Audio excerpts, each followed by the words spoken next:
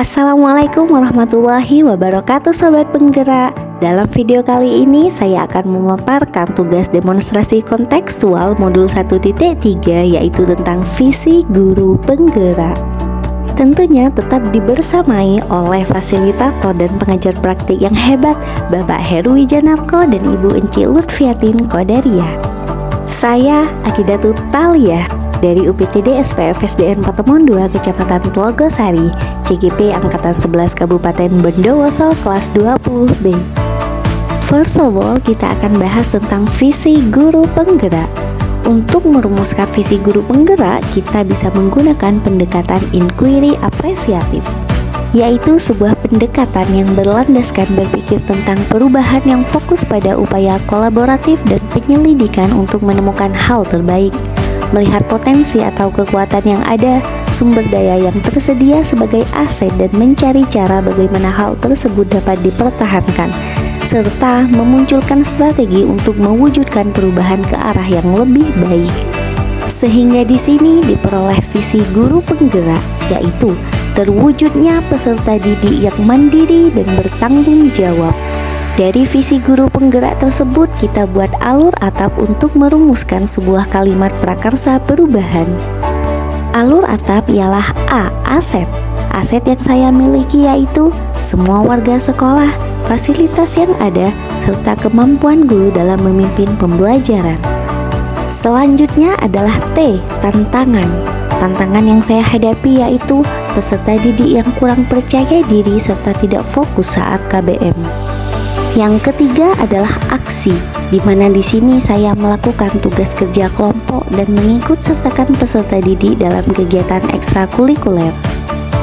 Dan yang terakhir adalah pembelajaran, di mana peserta didik menjadi lebih percaya diri dan memiliki rasa tanggung jawab atas tugas yang diberikan. Sehingga di sini terbentuk sebuah kalimat prakarsa perubahan, yaitu mengembangkan pembelajaran yang dapat meningkatkan kemandirian dan tanggung jawab peserta didik. Nah, dari kalimat prakarsa perubahan tersebut kita akan membuat kanvas bagja yang terdiri dari buat pertanyaan, ambil pelajaran, gali mimpi, jabarkan rencana, dan atur eksekusi. Tahapan bagja yang pertama adalah B. Buat pertanyaan. Pertanyaan yang saya rumuskan adalah apa yang harus saya lakukan untuk mengembangkan pembelajaran yang dapat meningkatkan kemandirian dan tanggung jawab peserta didik?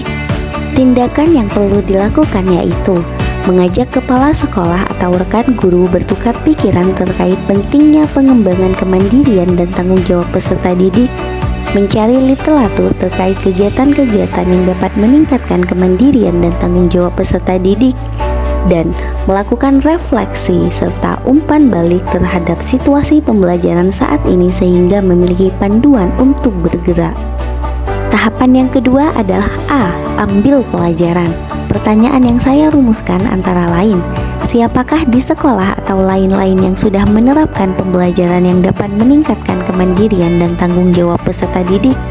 Aktivitas apa saja yang bisa meningkatkan kemandirian dan tanggung jawab peserta didik? Situasi pembelajaran yang bagaimana yang bisa meningkatkan kemandirian dan tanggung jawab peserta didik? Dan keterampilan apa yang sudah saya miliki untuk meningkatkan kemandirian dan tanggung jawab peserta didik? Tindakan yang perlu saya lakukan antara lain mencari profil orang atau tokoh guru yang sudah berpengalaman, melakukan wawancara, survei pengalaman, pendapat guru, kepala sekolah, pengawas sekolah, murid, dan orang tua. Melibatkan peserta didik untuk mengidentifikasi kekuatan dan potensi yang dimiliki, menggali cita-cita dan harapan peserta didik lewat survei. Tahapan yang ketiga adalah G. Gali mimpi. Pertanyaan yang saya rumuskan yaitu, apakah pembiasaan baru yang saya bayangkan terjadi jika meningkatkan kemandirian dan tanggung jawab peserta didik berjalan dengan baik?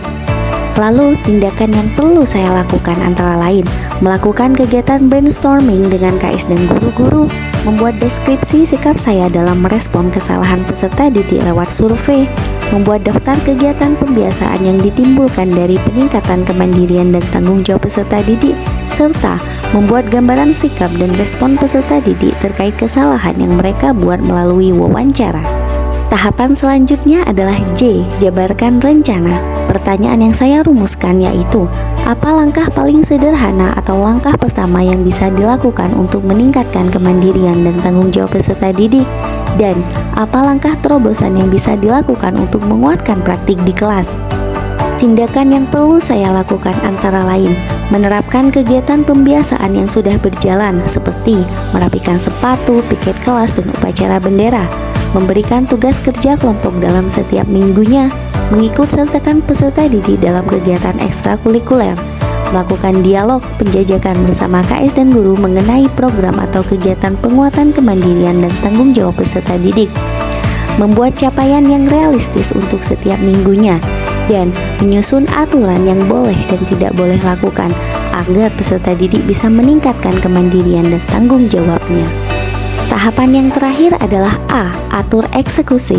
Pertanyaan yang saya rumuskan antara lain, siapa saja yang akan saya libatkan dan akan saya ajak diskusi apabila saya menemui kesulitan saat meningkatkan kemandirian dan tanggung jawab peserta didik? Siapa yang bisa mengarahkan dan memantau saya dalam meningkatkan kemandirian dan tanggung jawab peserta didik? Tindakan yang perlu saya lakukan yaitu berkolaborasi dengan semua warga sekolah, membuat tim kerja dan menyusun deskripsi tugas setiap anggota, menentukan tenggat untuk progres pencapaian kemandirian dan tanggung jawab peserta didik, dan mengajak rekan guru lain KS pengawas untuk mengobservasi kelas saya setiap 2 minggu sekali. Sekian pemaparan demonstrasi kontekstual saya, semoga bermanfaat. Terima kasih.